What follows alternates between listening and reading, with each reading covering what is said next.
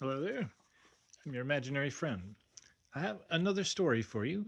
This is by H.R. Wakefield. Now, as always, bear in mind that sometimes an author will have included something in their work that at the time of writing seemed fine to them, and it's not always fine. This in particular, be prepared for a little casual racism. Really common. This is called And He Shall Sing. Mr. Cheltenham, a rather dusty and musty, yet amiable-looking person, a veteran of some 60 publishing seasons, was seated at his desk in his charming, if a little rickety, office in Willoughby Court one placid September afternoon, reflecting drowsily on an aphorism which an American publisher friend had yapped at him during luncheon. It's a sort of joke amongst authors in America to say, now Barabbas was a publisher. Well, thought Mr. Cheltenham, if that were so, every scribe in the province should have come to howl for his release. 3/4 of all the books I've published would never have been born but for me. By my instinct and initiative they're conceived. I midwife them and wet nurse them. I ensure that they're beautiful. In most cases, only too soon, I'm compelled to recognize they are dead, and remainder their remains. And my remuneration for carrying out these versatile functions, genital, obstetric, and cenotaphic, is microscopic.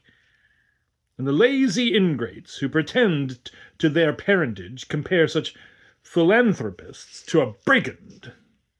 Indignation brushed the puppies from his eyes, and he went back to his proofreading. A little later, his telephone bell rang. Gentleman to see you. Yes, sir. Mr. Cato, sir, about a manuscript. Oh, show him up, answered Mr. Cheltenham, resignedly. A moment later, the door opened, and an exotic and singular personage entered. His tiny feet were embraced by patent leather boots and white spats. A pair of +4 knickerbockers peeped out through a loose dark garment, like a priest's robe. Above protruded a short, tubby body. Above that, a sallow, expressionless face with fluttering almond eyes. His right hand was clutching a bowler hat, his left a package of some kind. This apparition sat down on the chair pointed out to him by Mr. Cheltenham and remained silent. Well, Mr. Cato, said the publisher, and what can I do for you? Mr. Cato thereupon raised his left hand and placed on the table a beautifully bound manuscript, on which were painted in a panel some sentences Mr. Cheltenham supposed were Japanese. I have this book, which I wish to bring to notice of poetic public persons, he said, in a clipped, toneless voice. Mr. Cheltenham picked up the manuscript. I take it you wish to have it published, he said. He saw it consisted of a number of short poems. Usual tripe, he thought to himself, for he had met these Orientals before, who spend many ingenious days translating into deliberately naive English the lesser-known works of their compatriots and palming them off as their own. Well, Mr. Cato, said he, it is easier to sell a bootlegger a case of ginger pop than for a publisher to support a wife and family on the publication of verse.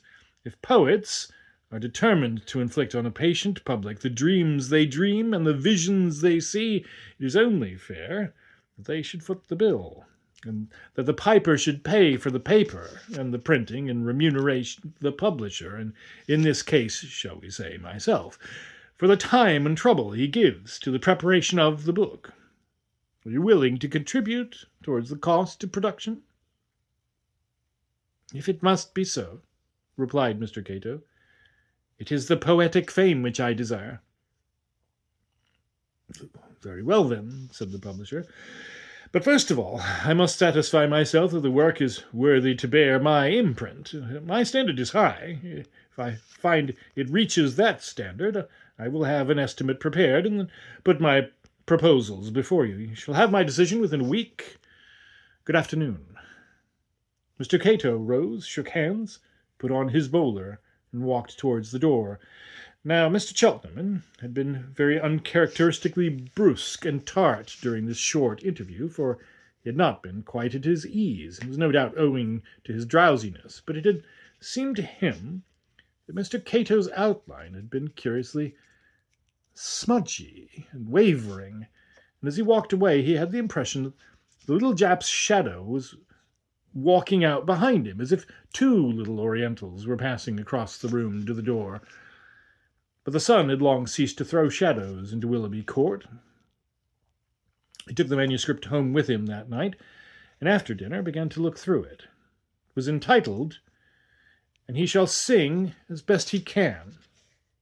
That pleased Mr. Cheltenham at once, for he recognized it as a quotation from the Gates of Damascus, that masterpiece of Flecker, a poem he considered of extreme delicacy, subtlety, and rhythmic and verbal beauty. That Mr. Cato should have chosen such a title gained the publisher's sympathy at once. For the next hour, he knew one of those rare moments in a publisher's life when he realizes that something of genius has been placed in his care, and that forevermore it will be identified with his name. For the poems in that lovely manuscript were perfection. By some miracle of good taste, the delicate, urbane, autumnal imagery in which the Oriental poet clothes his thought as he delicately shrugs his shoulders at life had been transmitted into an English idiom at once the poet's own and yet perfectly adapted to it. Its mastery and flawless precision sent tingles of pleasure through every nerve in Mr. Cheltenham's body. Golden visions surged through his brain. Good simile, that, about poetry and ginger pop. But what is it always true? Brooke, Houseman, Masefield? No, there had been bestsellers in rhyme and meter. And through Mr. Cheltenham's head hummed the princely beat of printing machines. 2,000, 5,000, 30,000, 100,000. He reread the first 10 pieces, and his mind was made up. He had a winner, a Philistine-proof, reviewer-proof, bookseller-proof, inevitable certainty. There, on his table, was a masterpiece. He went glowing to bed. Perhaps on that account he slept fitfully. 4 or 5 times it seemed to him that a tiny Mongolian face came and stared imploringly into his eyes, and grew till crack! Something snapped in his brain, and he awoke. Though all Japs looked much alike to him, this officious visitor did not remind him of Mr. Cato. The next morning he rushed down to his office and dictated the following comparatively ingenuous document. "Dear Sir, I have read your verses. They seem to me to be sufficiently competent and original to have a chance of success. So much so that I have decided to take a risk with them, and shall not ask you to bear the whole cost of production. I am prepared to suggest a joint venture with you. I propose that we share the costs, which will amount to £200 for 1,500 copies, and that we likewise divide between us any profits which may accrue. We will share advertising expenses, starting with an outlay of £50. If this scheme appeals to you, I will have an agreement drawn up for you to sign. I shall be glad to hear from you. Faithfully yours, Charles Cheltenham." For the rest of the day he worked steadily, though every now and then he picked up the poems to reassure himself that he had not been too generous, and each time his confidence increased. The next morning Mr. Cato rang up to say that he accepted the proposal and would call on the publisher at 5 o'clock the next day. Mr. Cheltenham spent the morning preparing a rather subtle agreement, and it was ready for Mr. Cato when he arrived at 5:15. The publisher had worked hard and was feeling quite drowsy when the little man entered the room, so much so that once again he experienced the silly illusion that Mr. Cato's shadow had come in with him. "Well," he said, rousing himself, "I spent a delightful evening reading your poems, and I think them admirable, and I am looking forward to being your partner in their production and publication. I have the agreement here," he glanced down at his desk, "which I shall ask you to—" "I must overcome this drowsiness," he thought to himself, for it had seemed to him that a shape, like a small thin hand, had fallen across the page, and he started to brush it away when he paused. which I shall ask you to examine. But first I will read you the main clauses. Quite pleased, said Mr. Cato. Mr. Cheltenham began to mumble rapidly through the first paragraph, an agreement between Charles Cheltenham, hereinafter referred to as the publisher, and F. Gunasara, hereinafter... Gunasara, he repeated, puzzled, and then looked up with a smile. Why, I should have made such a mistake with the name. I cannot... And then he paused, for Mr. Cato was not looking his best. His eyes were staring, and his hands were working, and he was muttering to himself in a foreign tongue. Please excuse, he murmured, and read remainder of contractual document. Mr. Cheltenham did so perfunctorily and hurriedly, for he had the impression Mr. Cato was not listening, and was anxious to be gone. When he had finished, the latter took it up and almost ran from the room. As he got up, the publisher saw, or seemed to see, that shadow rise with him and dart away behind him. The agreement came back the next day, laconically labeled OK. J. Cato. Then did Mr. Cheltenham get exceedingly busy. He decided it should be a beautiful little book bound in batik, price 7 shillings 6pence. He had some of the poems typed out and sent to certain influential literary critics of his acquaintance for their opinion, and there were many other details to attend to. He had a highly trained mind, and by that evening everything concerning the production of the book was settled. He worked late, till long after his small staff had gone home. Shortly before leaving, he had occasion to go down to the ground floor for the estimate book which the manager guarded. On returning to his room, it seemed to him that a small figure was leaning over his desk, but a second later it was gone. Hallucinations had not been included in the content of Mr. Cheltenham's experience up till then, and he walked home to his flat in Westminster in rather a thoughtful mood. Possibly, he said to himself, I have been overworking. Several days passed in an eminently satisfactory manner. Mr. Cato signed his agreement without demur. The influential literary critics were one and all most enthusiastic and eager to know all there was to be known about the author. That suggested a problem to Mr. Cheltenham. Should he treat Mr. Cato as a mysterious and enigmatic figure and rouse interest in him in that way, or should he do the usual thing and supply full details? He decided first of all to see what facts concerning his career Mr. Cato could supply. He wrote him the usual letter, strongly urging him to overcome that loathing for publicity which he probably cherished. He received a reply by return of post. Dear Charles Cheltenham, please excuse. I am, as you would say, middle classes Jap gentleman, formerly in Rice affair. Therefore, complete void of interesting publicity dope. J. Cato. There were some Japanese characters under the signature. When he'd read this missive and decided to treat Mr. Cato as a mystery, Mr. Cheltenham ruminated, and not for the first time, on the incredible workings of the creative imagination. How was it possible for a person who could write, please excuse, formerly in Rice affair, to be the author of so many masterpieces, and he shall sing as best he can? He gave it up. He wondered what might be the meaning of the delightfully decorative postscript. When he went to lunch at his club, he took the letter with him. Sanders, of the Far Eastern section of the British Museum, was usually to be found there. He was in on this occasion, and talking very loudly, wittily and provocatively, in the smoking room. He glanced casually at the letter which the publisher held out to him. Then it seemed to hold his attention. Morbid prophet, your friend, he said. But I have always understood that even the shortest experience of publishers sharply stimulates a suicidal neurosis. Publishers, like saxophones and beards, replied Mr. Cheltenham, should be exempted by a truce of God from being made subjects of the cheap jokes of inferior humorists for eternity. And now tell me what those Jap words mean.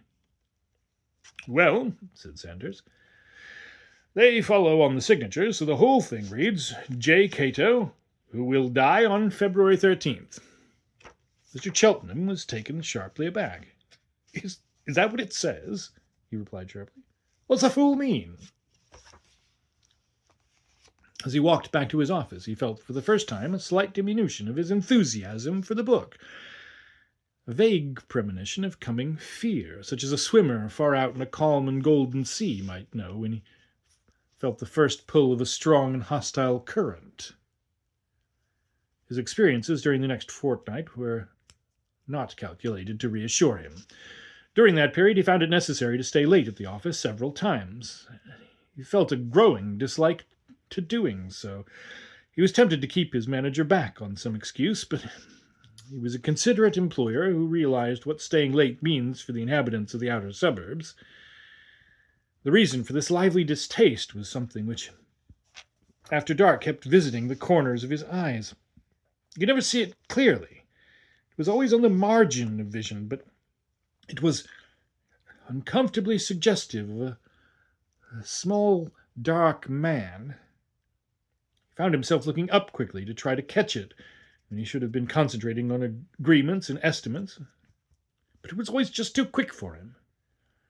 He stood it as long as he could, and then went to see a famous nerve specialist who had written a treatise on abnormal psychology, which Mr. Cheltenham had published. The latter described his solitary symptom, and was subjected to a rigorous examination. Well, said the specialist when he had finished, all I can say for a confirmed celibate and sedentary brain worker, you are disgustingly fit physically, and I should judge mentally. If you see a small dark man out of the corner of your eye, you can take it from me he's there. But it is a curious story. Tell me frankly, do you know any possible explanation? The publisher received the verdict with mixed feelings, and he paused before replying. To say that the appearance of this phenomenon coincided with his acceptance of a book of poems seemed merely to darken counsels. He answered, not quite frankly, that he had no such explanation to offer. Then, said the doctor, let me know how things turn out, for honestly, I'm interested and curious. And don't stay late at the office. Still a victim of mixed feelings, Mr. Cheltenham found his zeal for Mr. Cato and his work steadily diminishing. A genuine lover of good books and a sincere and single-minded person, he hated to feel this irrational repulsion for what was, after all, indisputably a work of genius, and from a publisher's point of view, the book of a lifetime. The best thing to do was to hurry the book out. It was occupying too much of his time and his thoughts. That reminded him the proofs were late. He rang up the printer, whose representative came round to see him. Proofs tomorrow, for certain, sir. You'd have had them before, but, there's been a sort of a little trouble. And he gave Mr. Cheltenham a funny, deprecating, dubious glance.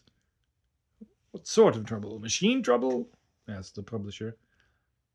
It sounds a bit of a yarn, replied the printer, and it's only what I've been told, but the men in the setting room, who've been working overtime, say they keep seeing a little dark chap. Well, they don't exactly see him, but they know he's there. It fusses them. Do you mean an actual person? Asked Mr. Cheltenham perfunctorily. Well, replied the printer, the men don't seem to think so. It sounds ridiculous, and it is probably all my eye. I only mention it to account for the delay. They get gassing and fussing and won't get on with the job. However, as I say, tomorrow for certain. After his departure, Mr. Cheltenham sat staring at the wall and drumming on his table for a while. Then he rang for his typist and dictated a letter to Mr. Cato, informing him that the proofs of his book would be ready for him if he would call on the next day. He, Mr. Cheltenham, would then explain to him, Mr. Cato, what it was necessary for him to do regarding them. Then, in accordance with doctor's orders, he went home early. Mr. Cato arrived punctually at 3:30, and the publisher was immediately impressed by his appearance. He looked shrunken and wasted. His face was drawn and hollowed, and his eyes were those of one from whom sleep has gone, and to whom fear has come. Mr. Cheltenham began apologizing for the leisurely behavior of the proofs, but Mr. Cato obviously took little interest in what he was saying. The publication date will be February 13th. As he said this, Mr. Cheltenham paused. Till he made the remark, he had not considered the date of publication definitely. Why then had he mentioned February 13th so decisively? The date seemed vaguely familiar, as if he'd heard it recently in some other connection. Yes, said Mr. Cato, listlessly. You don't look very fit, if I may say so, said Mr. Cheltenham. I hope you're not worrying about the book. I can assure you there's not the slightest need to. Everything is progressing quite satisfactorily, and I feel certain that you will have an amazingly favorable press. I do not worry about it, said Mr. Cato, and then paused, his haggard eyes fixed on Mr. Cheltenham's face. As if, thought the latter, he wants sympathy pretty badly. I'm the first person who has shown him any. Suddenly Mr. Cato's expression changed. He looked sharply behind him, and a hunted look overspread his face. Please excuse, he muttered. My nerves are not so good, I think. And he got heavily up and went out. Unless he does something about it, thought the publisher, this will be the last as well as the first book he has his name to. Funny thing. If I'd written it, I should be thrilling with excitement to see it published, but he seems bored to death with it. He's the easiest author I've ever had to deal with. Poets are usually the devil, fussing about perfectly fatuous little details and trying to teach me my business. He's a model. The printer was as good as his word, and the proofs arrived the next morning and were immediately sent off to the author for correction, and they arrived back the following afternoon. Pretty quick work, that, thought Mr. Cheltenham in astonishment. Having finished his other work, he took up the proofs and began to look through them. Then he got one of the greatest surprises of his life. The printers had warned him that, being a rush job, the proofs would probably be full of mistakes. There was one Mr. Cheltenham noticed in the title of the very first poem, cherry being spelt with one R. But Mr. Cato had not altered it. The publisher turned over the galley slips. There was not one single correction, from beginning to end. Yet a quick scrutiny showed him there were many and some ludicrous errors. He put down the proofs and sat back in his chair. He knew he was in the presence of a mystery, and many thoughts passed through his mind. Gradually, the several single, isolated puzzles began to knit themselves into coherency. Curse the fellow, whoever he is, he said to himself. This means another late night. And he took up his pen and began to make the first correction. That strange drowsiness he knew so well seized him once more. When he awoke, the clock was just striking 8. Good Lord, he thought. I've been asleep for 2 hours and a half, and not one stroke of work have I done at these cursed... And he leapt to his feet, for there on the first page was an added R in the margin opposite the title of the first poem, and in the poem itself an epithet had been struck out and another substituted in a delicate, exotic handwriting, which was certainly not his own. He turned the pages rapidly, and on nearly every one was some alteration or revision which Mr. Cheltenham saw at a glance was invariably completely right. He turned back to the title page, and there was Mr. Cato's name, neatly crossed out, and F. Gonasara substituted. Mr. Cheltenham was frightened, and he knew it. He reached for his hat and coat and ran out of the room and down the stairs. Just as he reached the ground floor, he saw out of the corner of his eye a small, dark figure on the landing above. Mr. Cheltenham had a will of his own when he chose to utilize it, and for the next few weeks he resolutely refused to allow his mind to wander along forbidden and dangerous paths. Even when there was that curious incident of the binders, he never stayed late and kept himself busy. Contrary to his custom, he took several manuscripts home and read them in bed until his eyes closed. Eventually, his plans and preparations for the publication of And He Shall Sing were completed. Advertising space was booked, review copies sent out, the trade supplied, and there was nothing to do but wait for February 13th, the date of publication. On February 12th, he spent a very quiet day. Business was good. The latest masterpiece of his bestseller, Miss Vera de Vere, Passionate Desire, was selling passionately. He had no worries. He dined lightly and drank sparingly. It was, therefore, all the more inexplicable that he should have been afflicted with the most dreadful nightmare of his life. At first, he seemed to be standing against the wall of a room, a very silent and dark room, incapable of moving hand and foot, gripped and held by a malicious power which was quite determined he should do its bidding. But Mr. Cheltenham wanted to leave that room very, very badly. He longed with a desperate longing not to have to witness the horror which he knew was coming. Gradually his eye grew accustomed to the darkness, and then he could pick out the dim outline of the room, and then a shaft of moonlight came pouring in its thin radiance. He saw he was in a bedroom, looking down on a bed in which someone was lying, motionless. He knew something vile was about to happen before his eyes. He strained at his invisible bonds, but inexorably they held him. By the light of the moonbeam he could see the room was carpetless. The worn polish of the floor reflected the moonlight hazily. And then Mr. Cheltenham saw that a plank was rising slowly. Once again he strained at his bonds. The plank rose steadily and stealthily, and suddenly something had moved up from under it and had climbed out and was crouching on the floor. Mr. Cheltenham trembled violently. That something, he knew, was, or had been, human. For a moment it stayed motionless, and then it began crawling stealthily towards the bed. A foul and deadly stench filled the room, and the publisher swayed, reeling to his knees. He saw that something was naked, livid, and that blood was streaming jerkily from its rotting lips. Mr. Cheltenham flung himself on the floor, and with a terrible effort turned his head away, and he found himself clawing at the carpet beside his own little iron bed, sweating and whimpering. Distressed and nauseated, he made no attempt to go to sleep again, but read Pickwick for the rest of the night. He had not been in his office long the next morning when his bell rang. "Chief Inspector Walsh to see you, sir." "Show him up," replied Mr. Cheltenham, who spent the next few moments puzzling over the possible causes of this visitation. Had the author of Passionate Desire overstepped the liberal bounds allowed her? He never read her books himself, but his manager had assured him that her latest was no more stimulating than usual.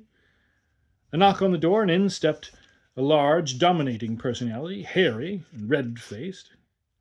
"Good morning, sir," said he. "I've come about a Mr. Cato. I want to know if you can give me any information about him." "I've just published his book this morning," replied Mr. Cheltenham, "but I'm afraid I know absolutely nothing personal about him. Why, has he got into some trouble?" "Well," said the inspector, "I think you can put it that way. He was found murdered in his bed this morning." The publisher started to his feet. "Murdered? By whom?" "Well, sir, it's a funny case. A very funny case, you might say. The instrument used was a book. His own book, I take it, and whoever did it was a strong man, for he'd brought it down upon his face so that he's... not a pretty sight, but that's not the end of it. One of my men noticed a board in the floor was loose. It was pulled up, and underneath was a body, much decomposed, with its throat cut. He was a Jap, too. Looks like a feud of some kind. Cato killed this chap, and another chap got him. I came to see you, sir, because nothing is known of this Cato, and except some letters from you, we found nothing suggesting he had any friends or acquaintances in this country. The embassy people know nothing about him." "As I say," replied Mr. Cheltenham, "I knew him purely in a business way, but I do think there was some mystery about him, for I'd come to the conclusion that he was not the author of the book which he pretended to have written." "How's that?" asked the inspector. "It's a collection of extremely subtle and beautiful poems," replied the publisher. "And from my experience of Cato, I'm convinced he could not have written them. He was always very nervous and uneasy, by the way." "Don't you be too sure he didn't write 'em, sir," said Mr. Walsh. "Besides your letters, the only papers we found in his room were poems, stacks of them. I brought some of them along, and in view of what you say, I'd like you to look through them and see if they shed any light on the business, and then I'm afraid I must ask you to come along and identify the body." "Must I really do that?" said Mr. Cheltenham. "I'm afraid so, sir. You're the only person who seems to know anything about him, and you'll be wanted at the inquest." "Very well," replied the publisher. "I'll ring you up when I've looked through these papers." "Much obliged, sir," said the inspector, and left the room. The first thing Mr. Cheltenham did was to send for his manager. "Dixon, I've decided to withdraw," and he shall sing. "But, sir—" "I'm afraid there is no buts about it. I'll explain to the trade and the reviewers. You hustle up and get the books back. There aren't many out yet, and reviewers don't hurry over poetry. Some people may remember a curious little mystery about a book of poems. It had another title, which was reviewed enthusiastically in one or two papers, but apparently never published. A few copies are in existence and sell for good sums when a collector consents to part. Mr. Cheltenham destroyed every copy he could get hold of. Perhaps an impulsive and unnecessary performance, but he felt he could do no other. Having completed his plans for the withdrawal of the book, he turned to the inspector's bag and its contents. They were poems, as he had said, the feeblest, most pathetic, utterly commonplace rubbish on which Mr. Cheltenham, in a long and bitter experience, had ever cast his eyes. "The poetic fame which I desire." These words came back to his mind as he thrust the heap back into the bag. Perhaps he understood. F. Gonasara. He shrugged his shoulders and took a taxi to Mr. Cato's flat in a typical Bloomsbury street. The inspector was waiting for him. "Well," he said. "Mr. Walsh," replied Mr. Cheltenham, "when you have time, I have a story to tell you, one you may not believe. But I think, if you could believe it, you'd be saved a lot of useless work on this case. And now let's get the beastly ordeal over. Any time you like, sir. Come with me." He led the publisher along a passage and opened a door, and they entered a room. Mr. Cheltenham recognized it, as he had expected. And when he saw the bed and a red-stained sheet upon it, he trembled again. And then the inspector went forward and drew back the sheet.